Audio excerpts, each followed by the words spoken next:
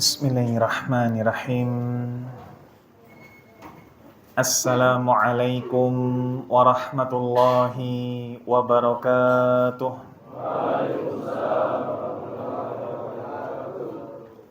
Alhamdulillah. Alhamdulillahilladzi bini'matihi tatimmus salihat wa bifadlihi ihtadal muhtadun. Allahumma salli wa sallim ala habibina wa qudwatina Muhammad sallallahu alaihi wa ala alihi wa sallam wa man ihtada bihadyihi wastanna bisunnatihi wa qtada biqudwatihi ila yaumiddin, amma ba'd. Alhamdulillah, ikhwatal iman, ahbakumullah, para jamaah sekalian, saudara-saudaraku yang mencintai sunnah dan dicintai oleh Allah Azza wa Jal. Di malam hari ini, sejatinya kita termasuk di antara hamba-hamba pilihan yang bukan hanya mendapatkan pahala salat isya berjamaah. Kita bukan hanya hamba-hamba pilihan yang ia mendapatkan pahala salat fardu lalu diiringi dengan salat sunnah, tidak. Disebutkan dalam hadis diriwayatkan oleh Imam Tirmidzi dengan sanad yang jayyid, Nabi sallallahu alaihi wasallam mengatakan, man ghada ilal masjid, barang siapa yang ia keluar menuju masjid, la yuriduhu illal khaira, ia ta'allamal khaira au yu'allimahu, dan tidaklah ia keluar ke masjid melainkan niatnya adalah kebaikan, mengajarkan kebaikan atau mempelajari kebaikan, kana lahu ka ajri hajjin tammin hajjatuh, melainkan ia mendapatkan pahala seperti haji yang sempurna. Ini hadis yang dihukumi oleh para ulama sanadnya jayyid. Maka seseorang ketika dia keluar ke masjid, niatnya bukan hanya salat fardu, niatnya bukan hanya salat sunnah, tetapi di sana ayyata'allamal khair au yu'allimah, dia mempelajari kebaikan atau dia mengajarkan kebaikan, maka kana lahu ka ajri hajjin tammin hajjatuh, ia akan mendapatkan pahala yang senilai dengan haji sempurna. Dan ini bukan sesuatu yang gharib, bukan sesuatu yang aneh. Kita tahu bersama bagaimana dalam keseharian yang mungkin sebagian di antara kita ketika off dalam bekerja dapat mendapatkan ia pahala umrah yang sempurna di setiap harinya. Apa amalan yang dilakukan? Amalan yang ia senilai dengan pahala umrah dan bisa dilakukan setiap hari. Ia salat subuh secara berjamaah, lalu kemudian i'tikaf di masjid sampai tiba waktu syuruk, dan tidaklah ia keluar melainkan dengan 2 salat rakaat, yakni 2 rakaat salat duha di awal waktu yang kita kenal dengan salat syuruk. Sesuatu yang bisa kita lakukan setiap pagi jika keadaan memungkinkan. Maka ketika di sana ada pahala umrah, maka di sana pun juga ada pahala haji. Pahala umrah didapatkan dengan salat subuh, lalu kemudian i'tikaf sampai tiba waktu syuruk, 2 rakaat baru pulang. Pahala haji dengan kita duduk di majelis ilmu ketika di masjid yang memang kita berangkat melainkan niatnya untuk itu. Seperti di malam hari. Ikhwatal iman, ahbakumullah, para jamaah sekalian, dan bahasan di malam hari ini adalah kiat-kiat untuk memperbaiki kualitas ibadah kita. Ini merupakan bahasan yang sangat dicintai oleh para ulama, karena kita tahu bersama tidaklah seorang ulama melainkan ia adalah ahli ibadah. Tetapi jangan sampai salah. Ulama ia ahli ibadah, tetapi sesuatu yang menonjol dalam diri mereka bukan pada ibadahnya, tapi ada pada keilmuannya. Maka ini kiat yang pertama, agar kita menjadi seorang yang ia ahli ibadah, maka harus dengan ilmu. Seseorang untuk ia rajin ibadah, termotivasi ibadah, semangat ibadah, perlu ada dorongan di dalam diri dan tidak lain itu adalah ilmu. Seseorang ketika ia belum mengetahui keutamaan majelis ilmu, maka ia berangkat ke masjid untuk belajar, ya sudah. Sekedar ikut-ikutan, sekedar kalau longgar waktunya. Tapi ketika dia sudah tahu ilmunya, oh ternyata saya berangkat ke masjid, niatnya bukan hanya salat fardu, salat sunnah, tetapi juga duduk di majelis ilmu. Yata'allamal khaira, belajar kebaikan atau mengajarkan kebaikan, dapat di sana pahala haji. Oh ternyata ketika saya duduk setelah salat subuh, tidak langsung pulang, saya tahu di sana ada pahala senilai seperti umrah, maka saya pun kemudian duduk. Seseorang termotivasi untuk beribadah, sebab utamanya adalah ilmu. Sebab utamanya adalah ilmu. Dan ilmu ini bukan sesuatu yang remeh. Nabi SAW menyampaikan kepada kita sebuah komparasi, sebuah perbandingan. Ketika di sana ada abid dengan ada alim, seorang yang dia ahli ibadah dengan ahli ilmu, mana yang lebih utama? Mana yang lebih utama, ahli ibadah atau ahli ilmu? Ahli ilmu. Bahkan permisalan yang disampaikan oleh Nabi, permisalan yang sangat mudah untuk kita terima. Beliau mengatakan, fadlul ilm ahabbu ilayya min fadli ahlil ibadah. Keutamaan orang yang berilmu lebih aku cintai daripada keutamaan ahli ibadah. Apa keutamaan ahli ilm? Nabi SAW dalam hadis yang lain yang menyebutkan bahwa perumpamaannya ahlul ilm seperti qamar Lailatul Badr, seperti rembulan di padang apa? Rembulan di padang bulan, bukan padang pasir. Rembulan di padang bulan. Apa? Ketika dia dalam kondisi apa? Puncaknya bulatnya bulan. Tanggal 13, 14, 15 Dzulhijjah. Bahasa kita bulan purnama. Ini adalah alim. Adapun abid seperti sairul kawakib, semua bintang-bintang yang disatukan. Ketika ada bintang yang berkumpul di satu tempat, kemudian dibandingkan dengan satu sinar rembulan, ketika sedang bulat-bulatnya purnama, mana yang lebih terang? Kumpulan bintang atau satu purnama? Satu purnama. Ini perumpamaan yang disampaikan oleh Nabi dengan analogi sangat mudah kita cerna. Para jamaah sekalian, belum lagi ketika Allah Subhanahu wa ta'ala menjelaskan di dalam ayatnya bagaimana orang-orang yang berilmu akan punya derajat yang lebih dibandingkan sekedar beriman. Allah mengatakan, yarfa'illahu alladhina amanu minkum. Allah akan mengangkat derajat orang-orang beriman di antara kalian dan juga orang-orang yang berilmu. Bukan hanya orang-orang yang beriman saja yang diangkat oleh Allah yang berilmu. Seakan-akan kemudian iman saja ini derajatnya nggak akan tinggi kelak di surga. Benar, ia akan menjadi ahli surga, tapi kalau derajat yang tinggi iman tidak cukup, harus dengan ilmu. Maka pengaruh ilmu ini luar biasa. Para jamaah sekalian, banyak sekali bagaimana hadis-hadis Nabi SAW ketika menjelaskan bagaimana tentang ilmu. Hadis yang insya Allah familiar di telinga kita, bagaimana Allah akan memudahkan orang-orang yang dikehendaki kebaikan untuk menuntut ilmu. Kalau kita ingin tahu apakah kita dicintai oleh Allah, kita dikehendaki kebaikan oleh Allah, mudah.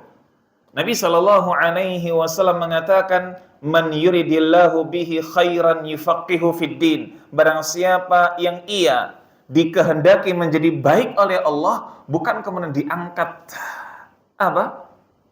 Bukan kemudian diangkat statusnya, bukan kemudian diangkat posisinya, Bukan kemudian dimuliakan dunianya, enggak. Tetapi orang yang ia dikehendaki kebaikan oleh Allah Subhanahu wa taala adalah orang yang apa? Yufaqihu fiddin. Orang yang dia faqih dalam agama, dia punya ilmu dalam hal agama. Maka ini harus kita perbaiki dulu mindset kita. Ingin menjadi hamba yang ahli ibadah, bukan kemudian kita memaksakan diri ibadah, enggak. Tetapi bagaimana kita memaksakan diri berilmu dulu. Kalau kita memaksakan diri langsung ibadah, bisa saja ibadah kita sesuatu yang tidak berdasar. Bisa saja ibadah kita ini sesuatu yang apa? Justru tidak ada contohnya dari Nabi. Contoh sederhana. Ketika seseorang dia baru saja belajar salat, mu'allaf baru belajar salat, baru hafal Al-Fatihah, baru hafal doa ruku, baru hafal doa sujud. Subhanallah, semangat-semangatnya salat. Ketika kemudian selesai salat asar, dia merasa kurang, lalu dia bangun lagi untuk salat ba'diyah asar. Diterima atau tidak? Diterima atau tidak? Bukti bahwasanya ibadah tidak hanya modal semangat. Bukti bahwasanya ibadah tidak hanya modal semangat, tapi butuh modal ilmu. Baik. Dan terkait dengan ilmu, sampai Nabi SAW memberikan kita pengecualian, boleh kita ini iri, boleh kita ini hasad kepada orang berilmu. Sebelumnya, iri ini sikap yang baik atau tidak? Hasad ini sifat yang baik atau tidak? Tidak. Sepakat para ulama, bahkan sebagian memberikan sebuah kejelasan bahwasanya hasad ini ummudz dzunub, ibu dari dosa. Pangkal dari dosa salah satunya adalah hasad. Ketika seseorang hasad, maka dia akan mudah untuk benci. Ketika seseorang benci, dia akan mudah untuk berbuat curang. Ketika seseorang mudah berbuat curang, dia akan mudah zalim. Makanya Nabi SAW meruntutkan sebuah larangan, la tahasadu wa la tabaghadu wa la tadabaru. Ini disampaikan oleh Nabi. Jangan kalian saling hasad, jangan kalian saling benci, jangan kalian saling melengos, membelakangi orang karena kebencian. Ini Nabi SAW sampaikan. Tetapi di sana Nabi pun memberikan pengecualian, boleh kita ini iri, boleh kita ini hasad kepada orang yang berilmu. Catatannya, dia orang yang berilmu dan dia mengamalkan ilmunya. Nabi SAW bersabda, la hasada illa fitnataini. Tidak boleh ada hasad kecuali pada dua hal. Apa itu? Yang pertama, rajulun atahu Allahu malan fasallita ala halakatihi fil haqq. Ada seseorang yang Allah berikan harta, kaya. Dan dia gunakan harta kekayaannya ini hanya pada jalan yang hak, hanya pada jalan yang benar. Punya harta tapi kemudian bukan untuk foya-foya. Punya harta tapi bukan untuk mempermewah penampilan diri sendiri. Punya harta tapi bukan untuk sekedar makan enak. Tapi punya harta bagaimana agar ia kenikmatan yang ia rasakan bisa dirasakan oleh para takmir masjid di daerahnya. Ia punya harta, bagaimana kemudian hartanya bisa dinikmati oleh du'afa di sekelilingnya. Ini orang yang kita boleh hasad dengannya. Yang kedua, yakni warajulun atahu Allahu al-hikmah fahuwa yaqdi biha wa yu'allimuha. Seseorang yang Allah berikan ilmu, lalu kemudian dia mengamalkan untuk diri sendiri dan dia pun mengajarkannya. Kita boleh iri terhadap ini.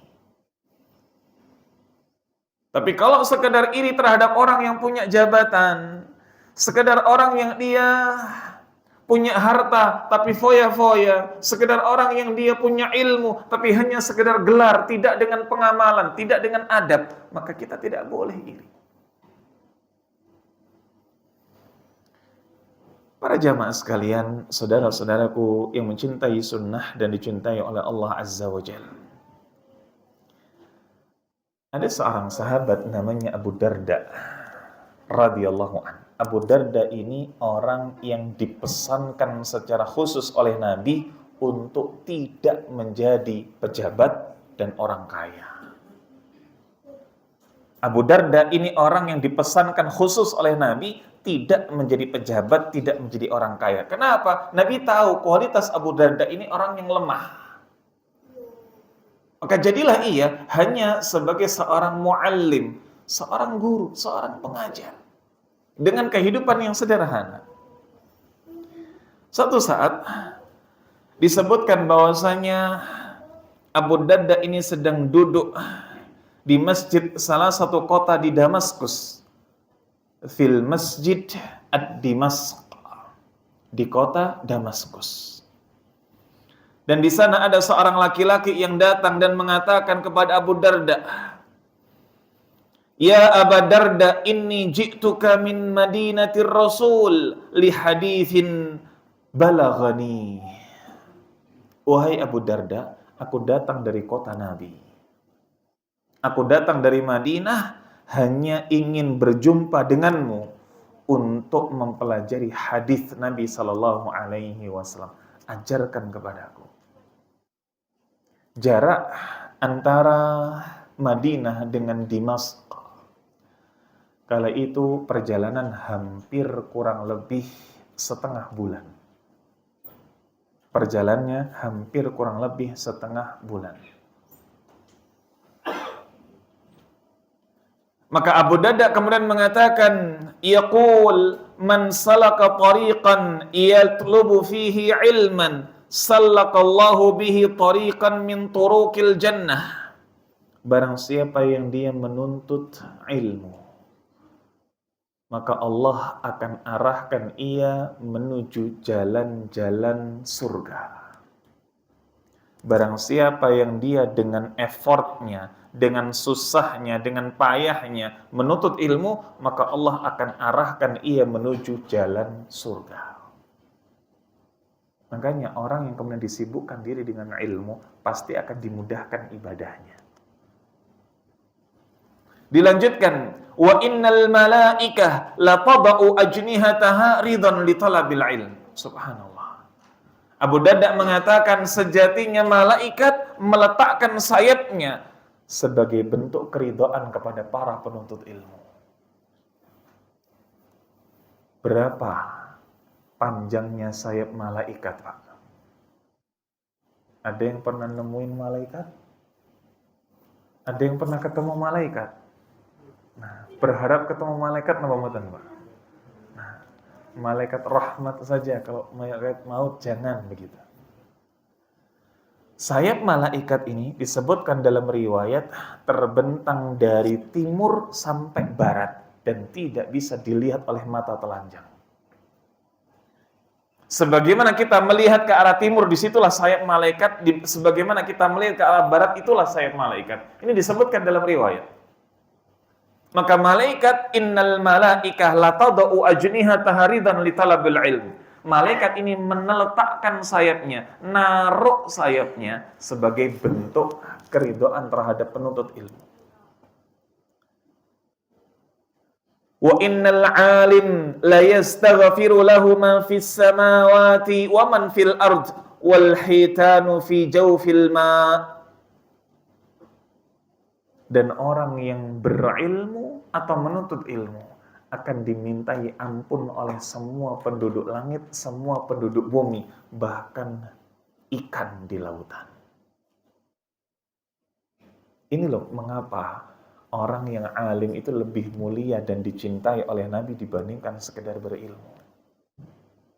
Ketika sedang duduk di majelis ilmu seperti ini, mengkaji qala Allah, firman Allah Subhanahu wa taala, mengkaji qala Rasulullah, sabda Nabi sallallahu alaihi wasallam, kita dicintai oleh Nabi sallallahu alaihi wasallam, lalu kemudian kita dimintai ampun oleh penduduk langit, penduduk bumi, bahkan ikan di lautan. Ditambah lagi, malaikat pun meletakkan sayapnya kepada penuntut ilmu. Wa anna fadlal alim 'alal abid ka fadlil qamar lailatal badr 'ala sairil kawaib. Dan bagaimana seorang yang berilmu perbandingannya dengan ahli ibadah sebagaimana rembulan dibandingkan dengan seluruh cahaya bintang. Wa innal ulama warathatul anbiya wa innal anbiya lam yurithu dinaran wala dirhaman wa innama warathul ilma faman akhadahu akhadha bihadhin wafirin. Dan Nabi Shallallahu Alaihi Wasallam tidak meninggalkan kepada kita dinar maupun dirham, tetapi Nabi meninggalkan kepada kita al-ilm, ilmu. Maka orang-orang yang berilmu ini adalah pewarisnya para nabi. Dan barang siapa yang mengambil ilmu, maka ia telah mengambil bagian yang besar. Artinya, seseorang ketika dia mempelajari ilmu, dia mempelajari sebagian apa-apa yang ada dalam diri Nabi Sallallahu Alaihi Wasallam. Maka sederhana sekali bukti cinta kita kepada Nabi Sallallahu Alaihi Wasallam. Kita pelajari sabda beliau, kita pelajari qala Rasulullah Sallallahu Alaihi Wasallam. Ini bukti cinta kita kepada Nabi. Dan tidak ada yang kemudian lebih daripada ini. Punten, sebuah analogi sederhana. Ketika kita ini mengaku cinta, sayang kepada kedua orang tua kita. Apakah bukti cinta dan sayang kita ini hanya kemudian lewat ucapan saja? Atau kemudian kita ikuti pesan-pesannya? Ada orang yang dia mengaku si A cinta kepada bapak dan ibunya, sayang. Si B pun juga mengaku demikian, cinta dan sayang kepada ibu bapaknya. Si A yang mengaku sayang kepada kedua orang tuanya, dia selalu menyebut ibu, bapak, bahkan menangis dalam salatnya. Tapi selesai, sampai di situ saja. Apa pesannya tidak diindahkan, apa wasiatnya tidak diamalkan. Sementara si B, dia mungkin tidak menangis karena rindu kepada orang tuanya, tapi pesan orang tuanya diamalkan. Kira-kira bukti cinta yang paling hakiki kepada orang tuanya, si A atau si B? Si B. Maka bukti cinta kepada Nabi Sallallahu Alaihi Wasallam, amalkan ilmu beliau. Ini. Baik. Para jamaah sekalian, ketika membahas tentang bagaimana al-ilm, ilmu, maka inilah sejatinya yang akan membuat saldo pahala kita terus meningkat setelah kita meninggal. Bagaimana kemudian Nabi mengatakan ada 3 yang akan terus mengalirkan pahala setelah anak Adam meninggal. Akan terputus semua amalannya kecuali 3 hal. Apa yang pertama? Shadaqatun jariyah. Sedekah jariyah. Yang kedua, al-ilmu yuntafa'u bih, ilmu yang bermanfaat. Yang ketiga, waladun salih yad'ulah. Pertanyaannya, ketika kemudian seseorang ia ingin mendapatkan keran pahala yang terus mengalir sepeninggalnya, dia tidak bisa bersedekah. Mungkin dari kalangan orang yang pas-pasan secara ekonomi, maka dia sudah kehilangan 1 dari 3. Ketika seseorang ini ingin mendapatkan pahala yang terus mengalir lewat anak yang saleh, dan dirinya pun tidak bisa menjamin anaknya saleh. Sepeninggal kita, tidak ada yang bisa menjamin bagaimana anak kita saleh. Maka sesuatu yang bisa kita upayakan sendiri, sesuatu yang bisa kita pastikan sendiri adalah ilmu yang bermanfaat. Kita ajarkan ilmu, kita kemudian amalkan ilmu. Kita pelajari ilmu, kita sampaikan kepada keluarga ilmu. Ini sesuatu yang ceto bermanfaat. Jelas-jelas bermanfaat. Baik. Berikutnya, ikhwatal iman, ahabakumullah. Ingin kita sampaikan bagaimana ketika Nabi Sallallahu Alaihi Wasallam dalam sebuah kesempatan sedang bersama para sahabat di Masjid Nabawi. Tentu saja sedang bermajelis ilmu. Di dalam Sahih Bukhari disebutkan ada 3 orang yang datang melintasi Masjid Nabawi. Satu di antara mereka melihat mana ada tempat kosong yang paling dekat dengan Nabi Shallallahu Alaihi Wasallam. Maka satu orang ini kemudian melangkahi pundak sebagian sahabat duduk di tempat kosong yang dekat dengan Nabi Shallallahu Alaihi Wasallam.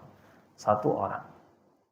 Yang satunya kemudian dia melihat dari belakang dan ia pun duduk di barisan belakang. Dan yang satu, ia pun kemudian pergi meninggalkan Masjid Nabawi. Nabi Shallallahu Alaihi Wasallam kemudian mengatakan, Ala ukhbirukum an nafari thalathah. Maukah kalian kuberitahu tentang 3 orang tersebut? Beliau mengatakan, Amma ahaduhum fa'awa ilallah fa'awahullah. Salah seorang di antara mereka, yakni yang pertama, ia berlindung kepada Allah, maka Allah melindunginya. Orang pertama yang dikatakan dia ini masuk ke tengah-tengah majelis, duduk di majelis ilmu, mencari yang terdepan, Nabi bahasakan dia orang yang meminta perlindungan kepada Allah, Allah berikan ia perlindungan. Maka duduk di majelis ilmu, upaya dalam kita meminta perlindungan kepada Allah.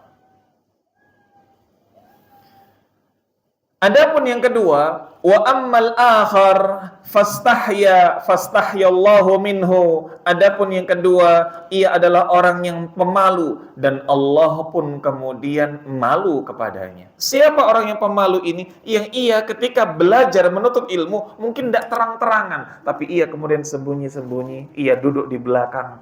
Maka dia ini adalah orang yang pemalu. Allah pun malu kepadanya. Masih baik. Lalu bagaimana dengan orang ketiga yang notabene ia pergi dari Masjid Nabawi? Wal akhar fa'aradallahu anhu. Ia adalah orang yang a'rad. Apa a'rad? Berpaling. Maka Allah pun berpaling darinya. Maka menuntut ilmu, mau kemudian dia terang-terangan atau sembunyi-sembunyi, baik.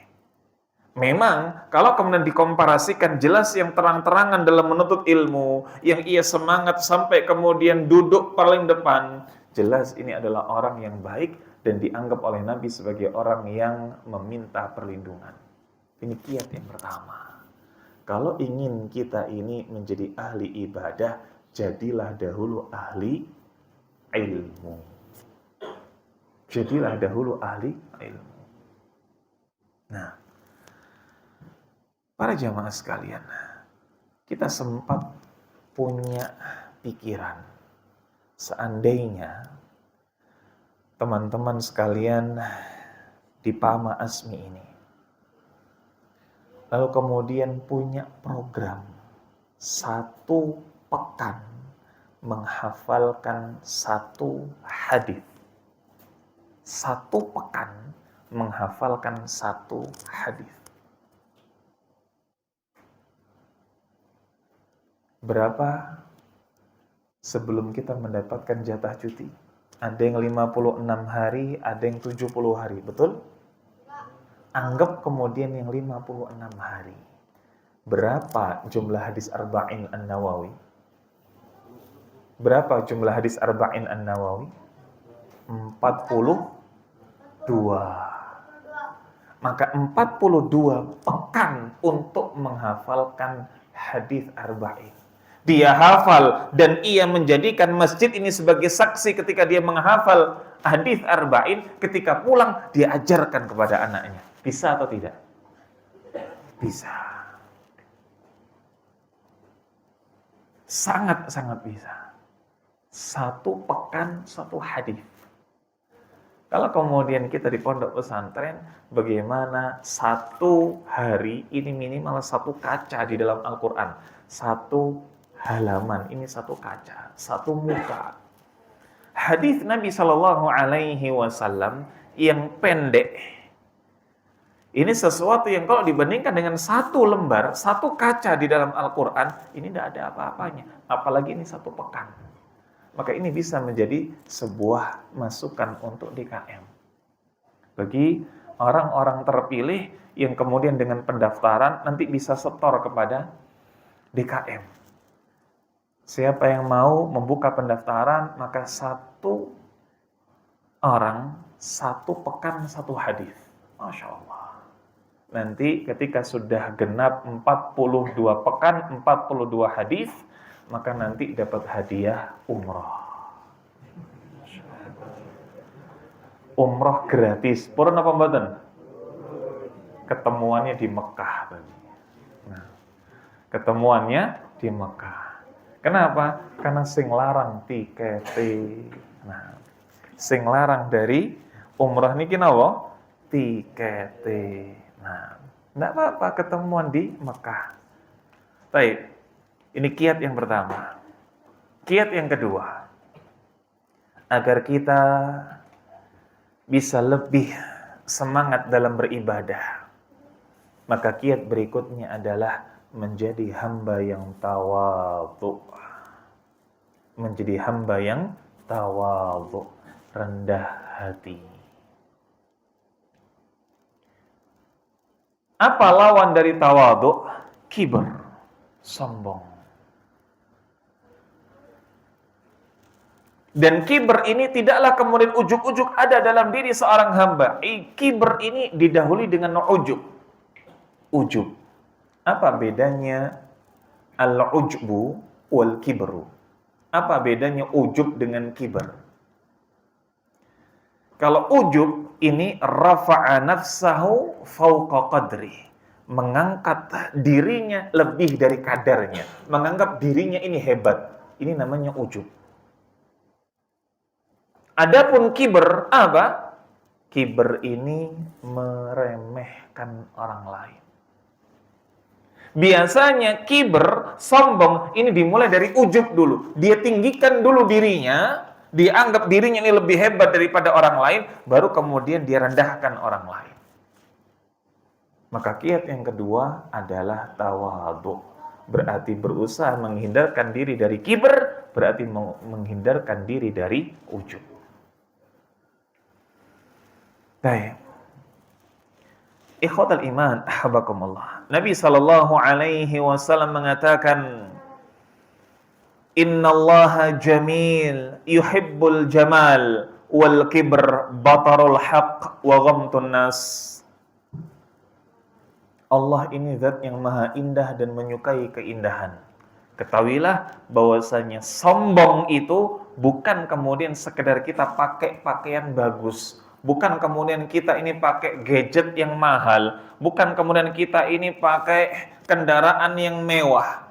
Kibr itu bukan itu. Kalau sekedar kemudian indah, Allah ini indah dan suka keindahan. Tetapi kibr itu batarul haq wa ghamtu annas, menolak kebenaran dan meremehkan manusia.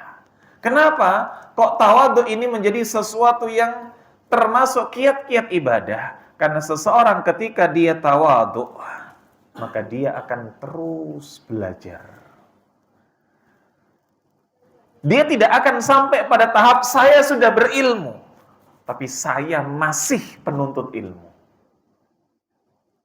Ini ketika orang itu tawadhu. Tapi ketika orang itu sudah kibr, saya sudah berilmu, maka selesai bagi saya untuk menuntut ilmu, maka disinilah kemudian syaitan akan menjerumuskan ia, sehingga ia pun kemudian tidak lagi belajar, dan lama-lama ia pun juga tidak lagi beribadah. Makanya, kiat yang kedua, kiat yang tidak kalah penting, yakni at-tawadhu, rendah hati. Bukan rendah diri. Kalau rendah diri ini minder, kalau rendah hati ini tawadhu. Dan Nabi kita yang mulia sallallahu alaihi wasallam mengatakan, man tawadha'a lillah, barang siapa yang dia tawadhu karena Allah, rafa'ahu Allah, niscaya Allah akan angkat dia. Niscaya Allah akan angkat dia. Ketika seseorang ini tawadhu, maka Allah akan angkat. Dia mungkin rendah di hadapan manusia, tapi kemudian dia diangkat oleh Allah Subhanahu wa ta'ala. Dan Nabi SAW memberikan sebuah wanti-wanti kepada kita. Sebuah pesan yang patut membuat kita semua berusaha menghindarkan diri agar tidak termasuk ke dalam golongannya. Beliau mengatakan ada 3 golongan di hari kiamat yang Allah subhanahu wa ta'ala tidak mengajak bicara mereka. Thalathatun la yukallimuhumullah yaumal qiyamah. Ada 3 golongan yang Allah ini tidak akan ngajak dia bicara. Perlu dicatat, Allah ini ketika berinteraksi dengan hambanya, bagaimana Allah kemudian mengajak bicara, bagaimana kemudian Allah menatap hambanya, ini kemuliaan. Artinya, kalau di sana ada sebuah statement dari Nabi, ada 3 golongan yang tidak ada diajak bicara oleh Allah, berarti 3 golongan yang tidak dimuliakan oleh Allah. Jadi jangan anggap sepele, 3 golongan tidak ada diajak bicara oleh Allah. Maka ini biasa saja Anda. Ketika dia tidak dimuliakan oleh Allah, maka sama artinya ia pun juga terancam tidak mendapatkan nikmat. Karena diperhatikan oleh Allah itu nikmat. Siapa 3 golongan ini? Golongan yang pertama adalah syaikhun zanin, orang tua yang berzina. Orang tua yang berzina. Alhamdulillah. Insya Allah tidak ada di antara kita yang demikian. Yang kedua, wa malikun kadzabun, pemimpin yang suka berdusta. Pemimpin yang suka berdusta. Maka sebetulnya ini juga hadis yang tepat untuk kita sampaikan kepada para paslon-paslon dan juga caleg-caleg agar kemudian tidak mudah berdusta dalam apa? Dalam menyampaikan visi dan misinya. Yang ketiga, wa'ailun mustakbirun, orang yang butuh, entah dia karena miskin atau dia pas-pasan, mustakbirun, sombong. Orang yang dia pas-pasan, sombong pula. Bahasa ndak enaknya, sudahlah miskin, sombong. Maka kesombongan ini sesuatu yang ia bukan hanya kemudian hina dalam pandangan sebagian manusia, tapi bahkan ia pun dihinakan oleh Allah ketika dia sombong, miskin. Ketika kemudian dia pas-pasan, sombong, merasa dirinya ini lebih daripada yang lain, merasa orang lain di bawah dirinya. Baik. Para jamaah sekalian, membahas tentang bagaimana orang yang sombong. Maka orang yang sombong adalah orang yang ia tidak akan mendapatkan hidayah dari Allah dengan sempurna. Hidayah, para jamaah sekalian, ini terbagi menjadi 2. Ada hidayah yang namanya hidayatul irsyad. Apa hidayatul irsyad? Hidayah yang butuh kerja keras kita. Butuh kita belajar, butuh kemudian kita bersusah payah, butuh kemudian kita ini merantau dahulu. Ini hidayah irsyad. Yang kedua ada hidayatul taufiq, hidayah yang memang Allah berikan. Tidak perlu dia kemudian bekerja keras, tidak perlu kemudian dia effort, Allah berikan, tapi dengan caranya. Ada orang yang mungkin dahulu tidak pernah salat ke masjid, ada yang dahulu dia mungkin bahkan tidak pernah yang namanya salat sunnah. Tetapi Allah sudah berkehendak padanya untuk mendapatkan hidayah, maka Allah berikan ia skenario. Orang tuanya meninggal di hadapannya, anaknya tewas di hadapannya, maka ia kemudian gemetar dan ia kemudian bertobat kepada Allah, jadilah ia kemudian saleh. Ini hidayah itu taufik. Dan jelas kita tidak ada yang bisa memastikan saya akan mendapatkan hidayah itu taufik, tidak ada. Kita pun juga tidak ada yang kepingin saya maulah dapat hidayah taufik, tapi nanti ada harga yang dibayar. Maka yang bisa kita upayakan adalah hidayatul irsyad. Kita berusaha dahulu untuk mendapatkan hidayah, lalu kemudian Allah berikan. Dan para ulama mengatakan hidayatul irsyad dia tidak akan bisa digapai ketika di dalam hatinya ada kesombongan. Tidak akan bisa digapai. Baik. Para jamaah sekalian, ketika kita telah mengetahui bagaimana takabur, bagaimana kesombongan, sesuatu yang hina dan menghalangi seseorang dari ibadah. Dalam sebuah hadis disampaikan bahkan takabur menghalangi seseorang dari surga. Takabur menghalangi seseorang dari surga. Kita ini ibadah, tujuannya apa? Kita ibadah, lalu kita mendapatkan pahala. Dengan pahala lah kita mengharapkan rahmatnya Allah. Dengan rahmatnya Allah kita masuk ke dalam surga. Lalu di sana ada sebuah ketetapan dari Nabi. Orang yang dia punya kiber, orang yang dia punya kesombongan di dalam hatinya, walaupun sebesar dzarrah, lan yadkhulul jannah, tidak akan masuk ke dalam surga. Kita ini sudah beribadah, berharap pahala, dengan pahala kita berharap rahmat, dengan rahmat kita berharap surga, tapi ternyata kita ini ada sombong, Allah haramkan dari surga. Walaupun kibernya ini hanya sebesar dzarrah. Yunsayu, apa makna dzarrah? Sering diartikan biji sawi.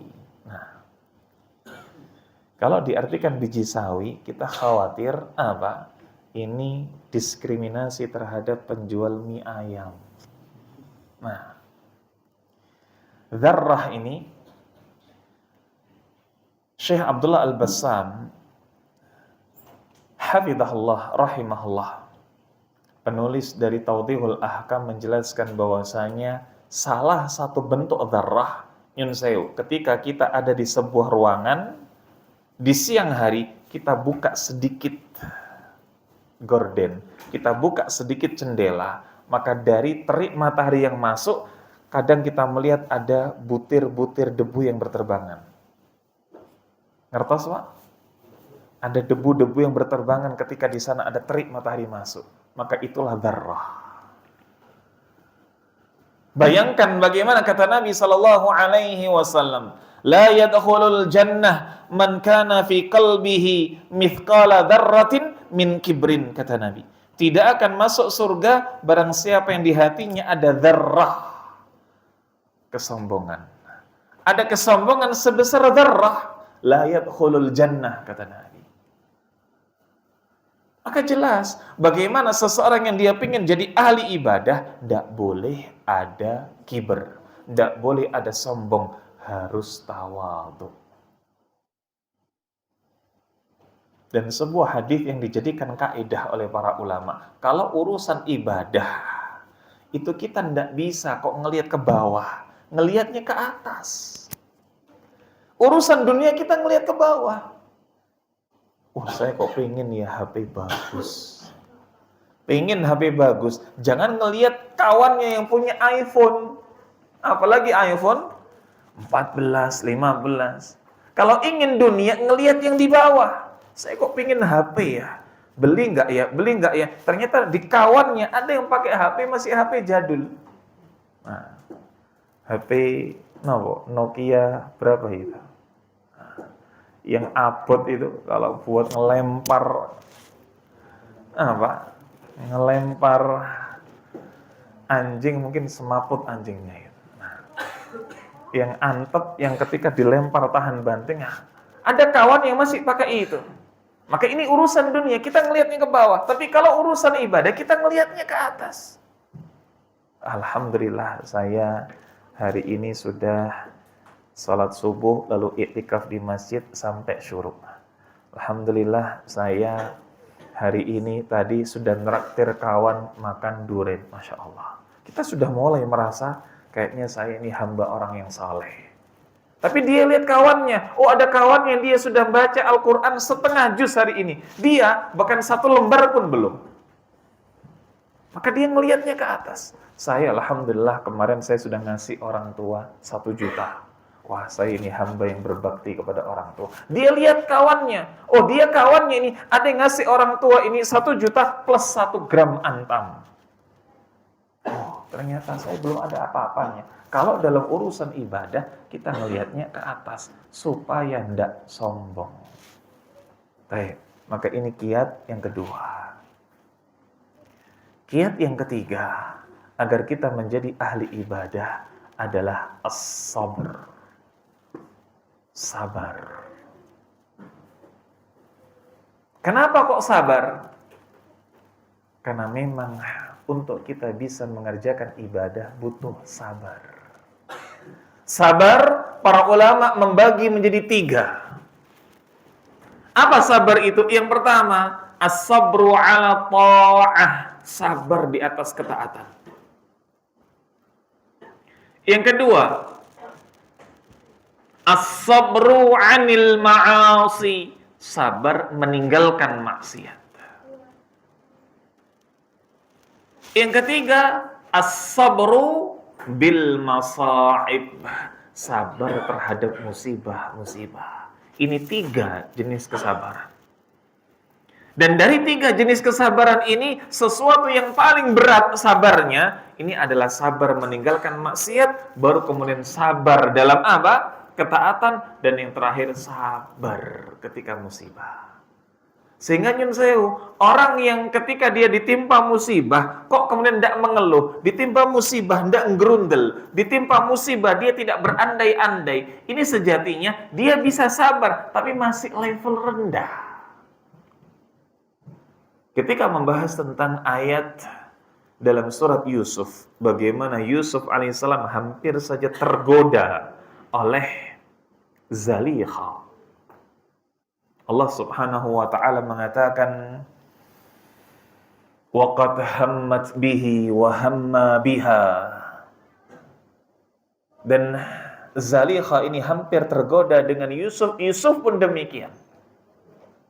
Maka ayat ini, para ulama menjelaskan bagaimana godaan Yusuf alaihissalam untuk tidak bermaksiat ketika digoda oleh Zalikha.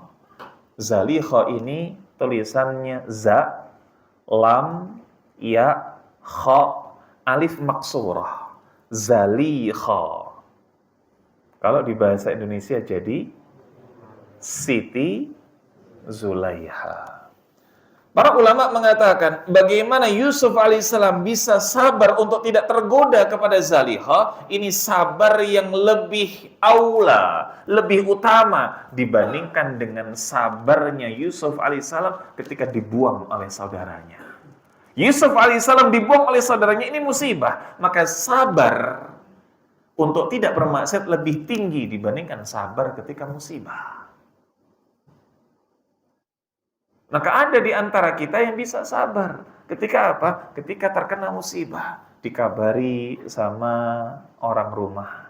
Pak, anakmu loro.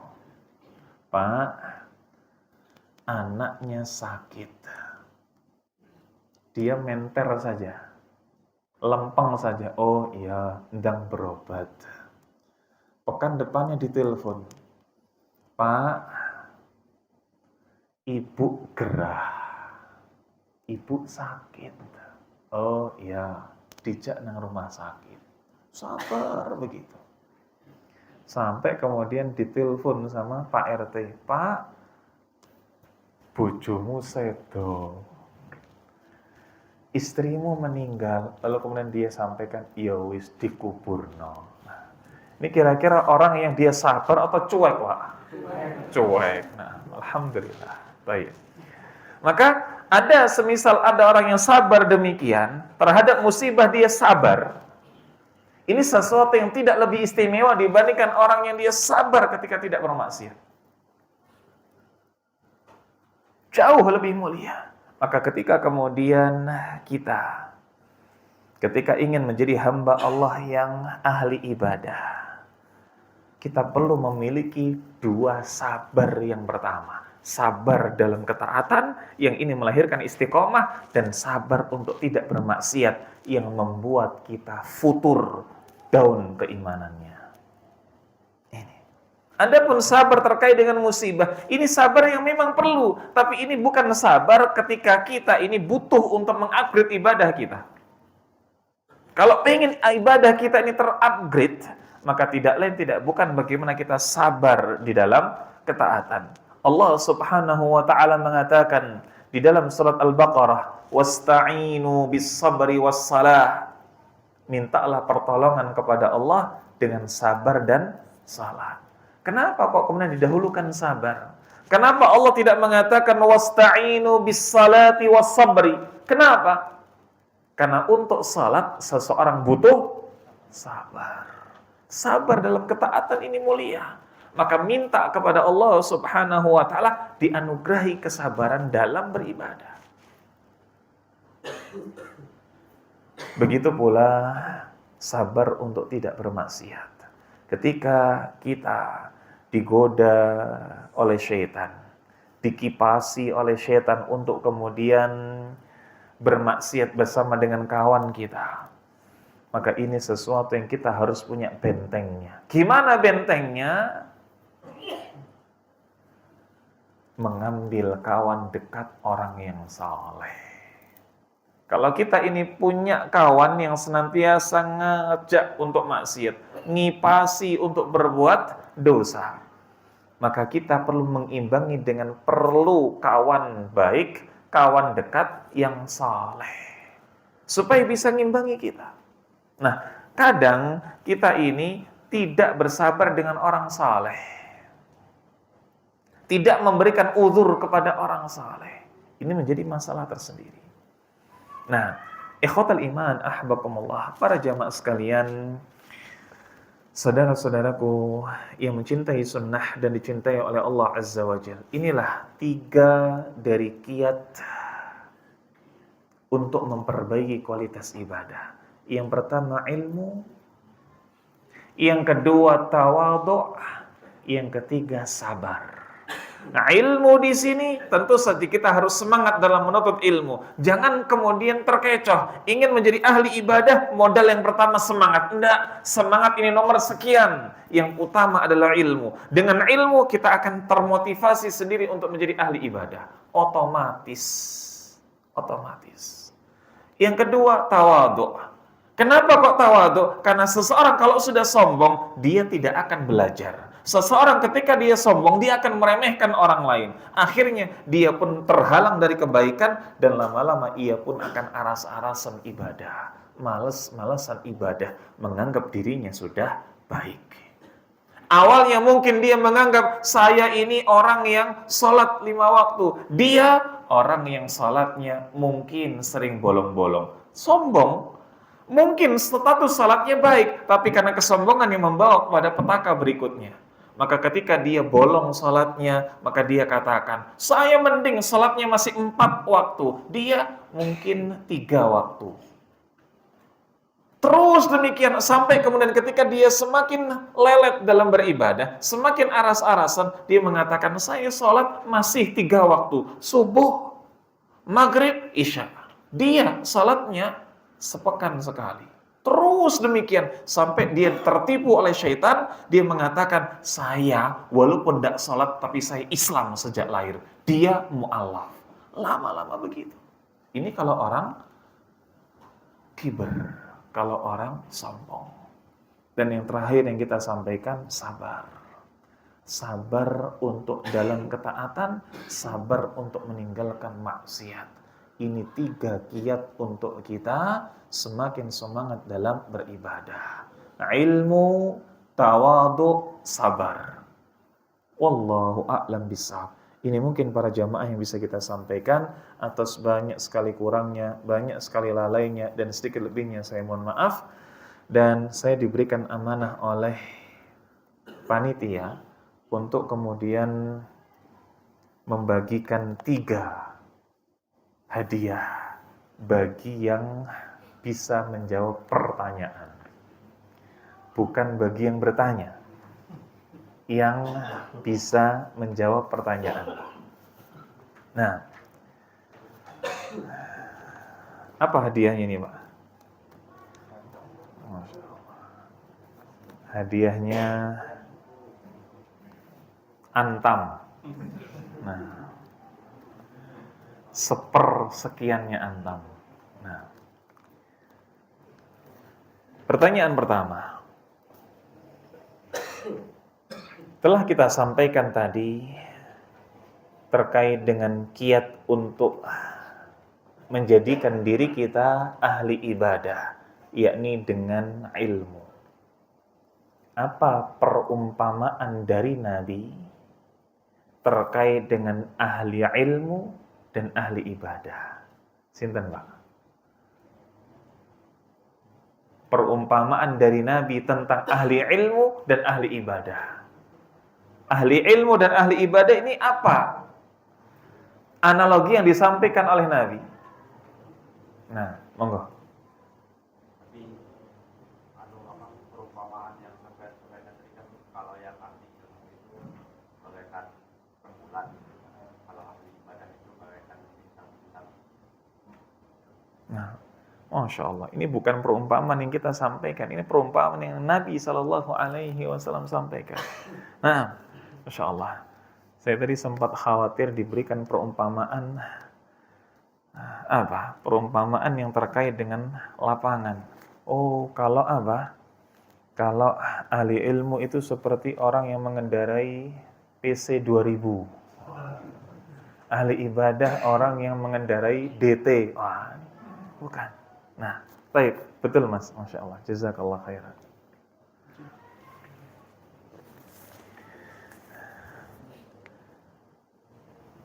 Masya Allah, jazakallah khairan. Pertanyaan berikutnya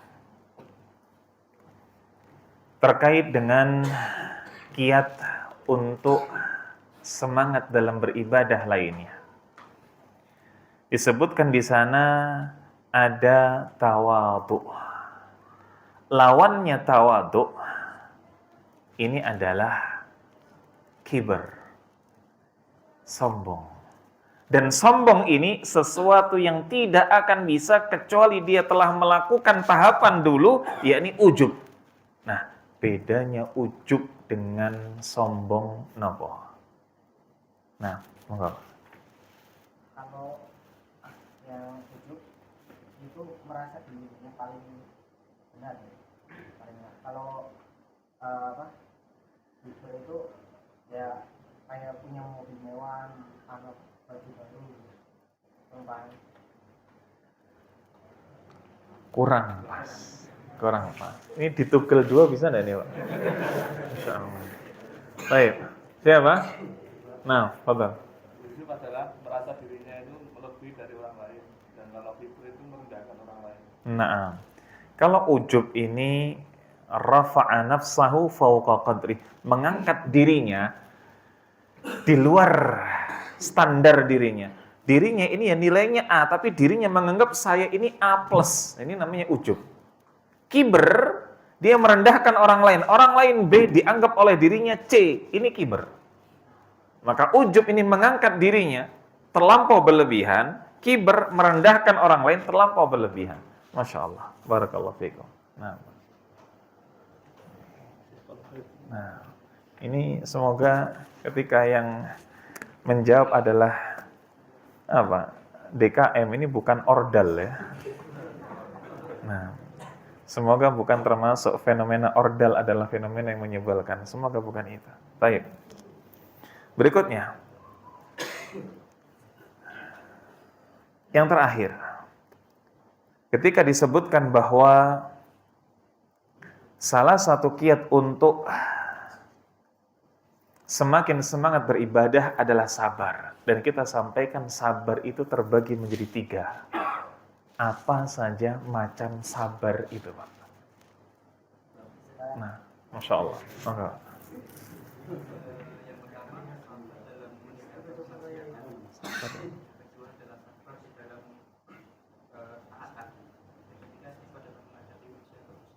Nah, Masya Allah. Yang pertama, sabar terkait dengan meninggalkan maksiat, sabar dalam ketaatan, dan sabar terhadap musibah. Masya Allah. Barakallahu fikum. Alhamdulillah. Jazakallah khairan. Baik, ini mungkin para jamaah yang bisa kita sampaikan. Sampai di sini ada yang mau ditanyakan?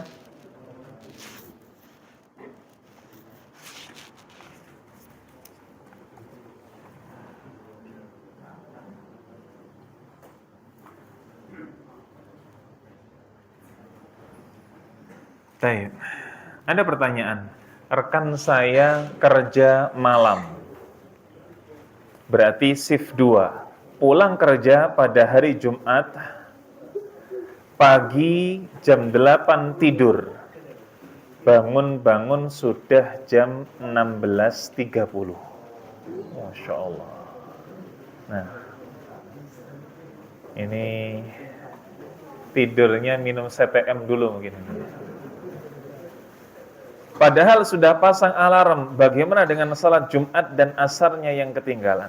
Baik, alhamdulillah wassalatu wassalamu ala Rasulillah wa ala alihi wa sahbihi wa mawalah wa la haula wa la quwwata illa billah. Bagaimana tentang salatnya orang yang ketiduran? Disebutkan dalam hadis Nabi sallallahu alaihi wasallam mengatakan salatu naim wan nisyan hina yatadzakkar. Salatnya orang yang ketiduran dan lupa adalah ketika dia ingat. Artinya kapan dia ingat? yakni ketika dia bangun segera salat. Contoh ketika seseorang ia baru pulang safar sampai di rumah sebelum zuhur. Maka setelah kemudian temu kangen dengan keluarga, jam 10 dia tidur. Bangun-bangun ternyata sudah asar. Bagaimana dengan zuhurnya? Maka dia salat, langsung salat zuhur, baru kemudian salat asar. Kenapa? Salatnya orang yang ketiduran dan lupa, hina yatadzakkar. Dalam riwayat yang lain, hina dzakaraha, ketika dia mengingatnya. Kapan dia keingat, kapan kemudian dia sadar, dia salat. Ini. Catatannya adalah, apa yang menjadi pesan Nabi Shallallahu Alaihi Wasallam ini bukan untuk orang yang kulino. Bukan untuk orang yang kulino. Lah, kok ternyata dia seperti ini setiap hari Jumat. Bendina Jumat, ketika malamnya di hari Kamis shift 2, maka di hari Jumat jam 8 tidur, bangun jam setengah 5. Nah, ini yang demikian rekan semesnya, sekamarnya harus perhatian. Harus digugah. Karena ia adalah orang yang sedang zalim kepada aturan Allah Subhanahu wa taala. Dan Nabi mengatakan unsur akhaka zaliman aw madluman. Tolonglah saudaramu ketika dia zalim atau terzalimi. Bagaimana ketika hamba ini zalim kok ditolong? Dengan kita menghentikan kezalimannya. Dia salat tidak tidur, ya kita hentikan kezalimannya, kita gugah. Nah, wallahu a'lam bishawab. Berikutnya, pertanyaan. Bagaimana cara menghitung untuk membayar zakat mal? Emas yang dipakai apakah kena zakat mal? Zakat mal, tepatnya zakat az-zahab wal fiddah, emas dan perak. Maka zakat mal ini yang pertama dikonversikan dulu kepada gram atau rupiah. Nisabnya 85 gram atau yang senilai dengan itu. 85 gram kalau kemudian dalam konversi rupiah kita sekitar 85 juta. Dan ini dari saving, bukan dari total kepemilikan. Saving dia. Kalau dia tidak memiliki emas tapi punya rupiah, ada satu rekening yang memang itu adalah savingnya dia. Sampai 85 juta, maka dia adalah muzakki. Harus membayar zakat.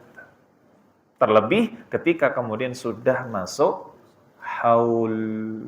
Ketika sudah masuk haul. Dan para ulama merinci, ini termasuk perincian yang baik. Bahwa syarat wajib zakat terbagi menjadi syarat wajib dan syarat sunnah. Syarat wajib mencapai nisab. Afwan. Syarat wajib ketika telah genap haul. Syarat sunnah ketika mencapai nisab. Contoh, seseorang ketika dia punya saving 85 gram emas atau 85 juta, maka dia sudah mencapai nisab. Dia ini syarat sah. Dia sah kalau kemudian dia mengeluarkan zakat saat itu, tapi tidak wajib. Dia boleh membayar zakat ketika dia punya uang saving 85 juta atau emas 85 gram, boleh sah ketika dia membayar zakat, tapi tidak wajib. Kapan zakit? Kapan wajib? Wajib ketika sudah mencapai haul. Apa itu haul? 12 bulan Hijriah. 1 kalender Hijriah. Maka baru dia wajib. Baru dia wajib. Apa dalilnya? Dalilnya adalah apa yang kemudian dilakukan oleh Nabi Shallallahu Alaihi Wasallam dalam memungut zakatnya keluarga Al-Abbas, paman beliau radhiyallahu anha.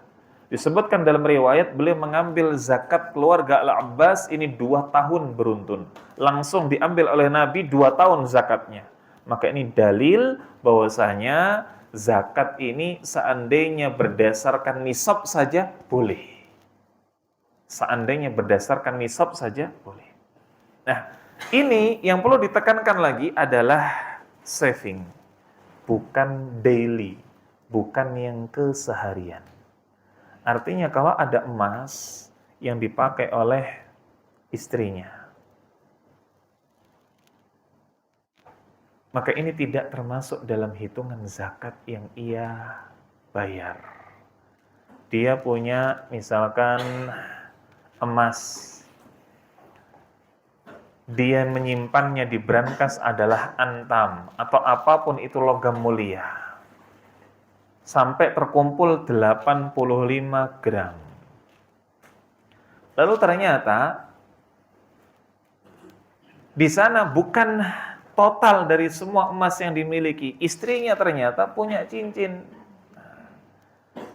Beratnya berapa? Beratnya, anggaplah beratnya 5 gram.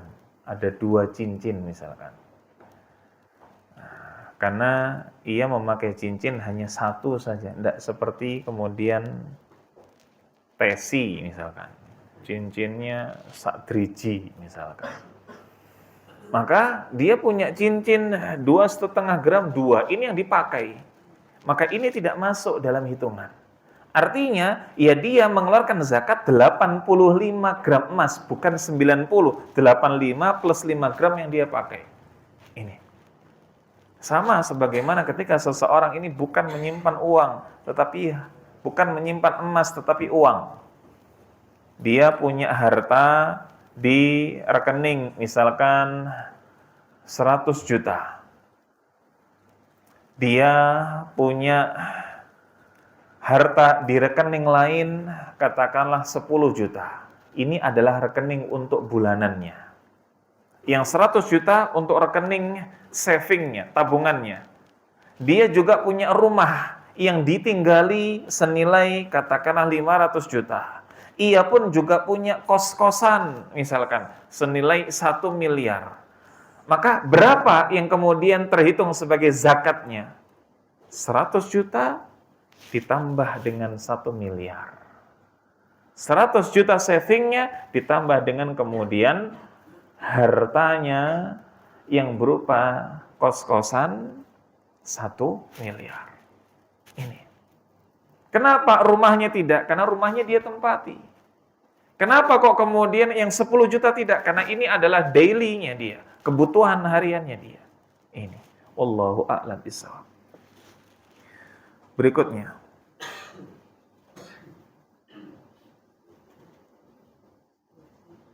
Nah, Masya Allah. Umroh dan nikah lebih dahulu yang mana, Ustaz? Tergantung nikahnya yang keberapa. Kalau nikah yang kedua, yang ketiga, yang keempat, umroh dulu. Nah, jangan mikir untuk poligami kalau belum ke Baitullah. Nah, adapun ketika di sana adalah seorang yang bujang, dia bingung uangnya ini dipakai untuk nikah atau untuk umrah, maka bergantung dengan bagaimana kadar fitnah di dalam dirinya. Kalau ternyata dia ini sudah maftun bin nisa, maftun bisyahwat, terfitnah dengan wanita, terfitnah dengan syahwat, yang ketika ia tidak mensegerakan diri menikah, ia akan terjerumus dalam dosa, maka nikah dulu. Dan ini salah satu pendapat dari Syekh Al-Albani rahimahullah. Di zaman beliau, di zaman Syekh Al-Albani rahimahullah, ketika ada seorang pemuda yang ia terfitnah, maftun bisyahwat, beliau serukan untuk menikah dahulu, baru kemudian haji.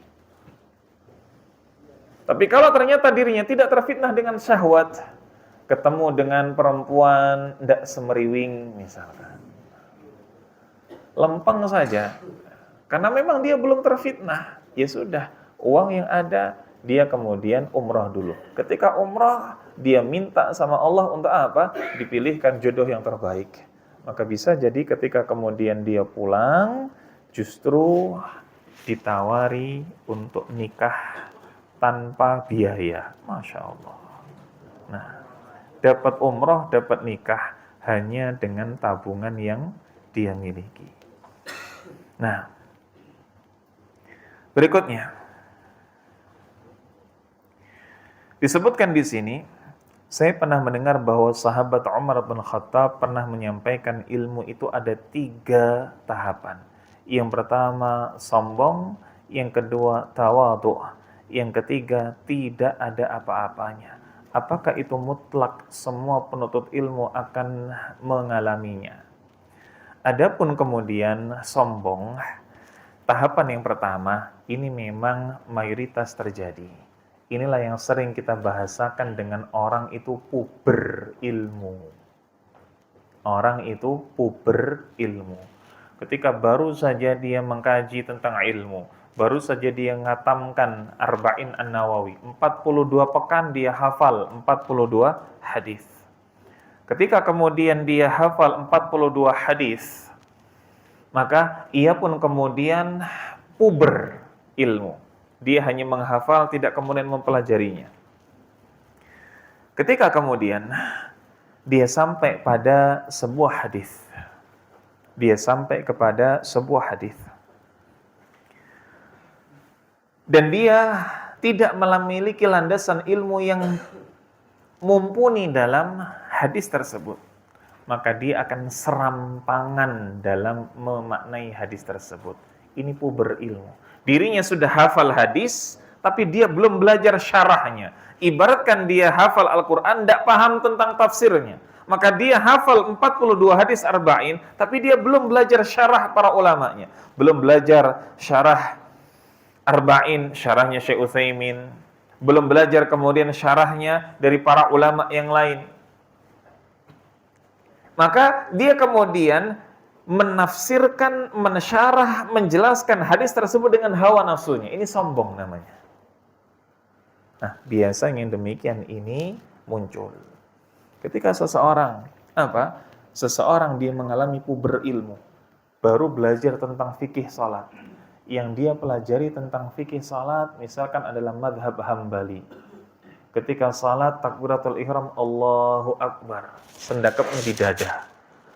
Dan ia hanya belajar fikih Hambali. Lalu kemudian dia ngelihat sebelahnya ternyata sendakapnya di udel. Dia anggap mek sampai udel. Sendakapnya cuma sampai udel. Ini sudah sombong. Ini sudah sombong. Ketika kemudian dia mendapati orang yang ia ketika bangun dari rukuk, i'tidal, lalu kemudian dia sendakap lagi, maka dianggap sebagai sesuatu yang asing. Dan dia anggap bahwasanya dia adalah orang yang menyelisihi jamaah. Padahal dia tidak tahu ilmunya saja. Ketika seseorang misalkan mendapati dirinya ketika tasyahud, awal maupun akhir, dia gerakkan jari jemarinya. Sampingnya dilihat, jarinya anteng saja. Maka dia anggap drijiku luwih sakti. Napa? Jariku lebih sakti. Ini namanya sombong. Dia seakan-akan menganggap bahwa yang drijinya diam, ini tidak ada dalilnya. Ada dalilnya. Nah, ini yang biasa disebut dengan puber ilmu. Kenapa? Karena sombong. Nah, adapun setelah sombong disebutkan yang kedua tawadhu. Ini sesuatu yang tidak mutlak. sesuatu yang tidak mutlak. Bisa jadi seseorang ketika ia merasa sombong, lalu ia langsung merasa tidak ada apa-apanya. Ketika seseorang sombong, bahkan kemudian dia meninggal dalam kesombongannya juga ada. Maka ini sesuatu yang tidak mutlak. Wallahu a'lam bishawab. Sudah? Baik, ada lagi? Nah, ini mungkin para jamaah yang bisa kita sampaikan atas banyak sekali kurangnya, banyak sekali lalainya, dan sedikit lebihnya saya mohon maaf. Aqulu ma tasma'un wa akhiru da'wana anil hamdulillahi rabbil alamin. Tsumma assalamu alaikum warahmatullahi wabarakatuh.